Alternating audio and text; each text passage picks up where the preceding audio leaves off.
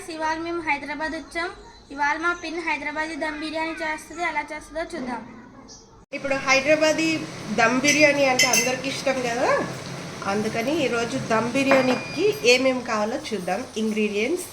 Main ingredients వచ్చి మనకి onion slices and పుదీనా, కొత్తిమీర, పసుపు, కారం, ఉప్పు, పెరుగు, నిమ్మరసం, ఆయిల్.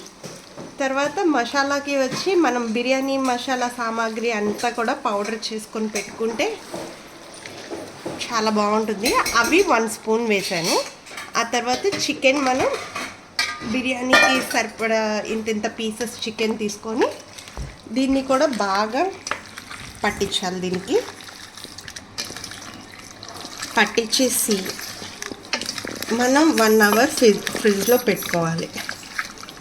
ఎప్పుడైనా మనకి ఎక్కువగా గెస్ట్లు వస్తున్నారు అంటే 1 డే బిఫోరే మనం మ్యారినేట్ చేసి ఫ్రిడ్జ్లో ఉంచేసుకోవచ్చు. నెక్స్ట్ డే ఈజీగా అయిపోతుంది. ఇది అప్పటికప్పుడు గెస్ట్లు మనకు తెలియకుండా చెప్పకుండా వచ్చే వాళ్ళ కోసం ఇలా అన్నమాట. ఓకే, ఇలా మ్యారినేట్ చేసి మనం ఫ్రిడ్జ్లో పెట్టుకుందాం. తర్వాత బిర్యానీకి ఏం చేయాలో ఇలా 70% కుక్ అయిపోతుంది. ఇది అప్పుడు మనం ఒక బిర్యానీ దేంట్లో చేస్తున్నామో దాంట్లోకి షిఫ్ట్ చేసుకుందాం.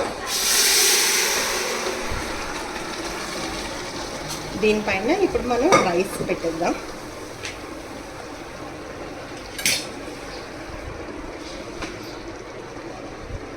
రైస్ మనం కడిగి నానబెట్టుకున్న రైస్, 1 కేజీ రైస్కి కేజీ చికెన్ అన్నమాట.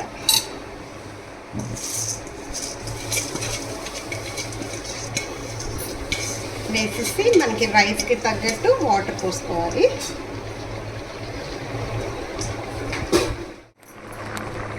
మధ్యలో ఒక్కసారి ఇలాగా కలుపుకోండి, ముక్క విడిపోకుండా.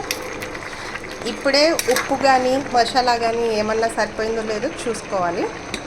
కావాలంటే ఇప్పుడు సాల్ట్ మసాలా యాడ్ చేసుకోవచ్చు. నేను వేసినవన్నీ కూడా కరెక్ట్గా సరిపోతాయి.